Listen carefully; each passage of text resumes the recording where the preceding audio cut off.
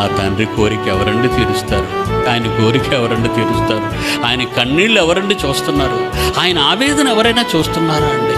నిన్ను కని నిన్ను పెంచితే సాతాను మాయలో పడిపోయావు.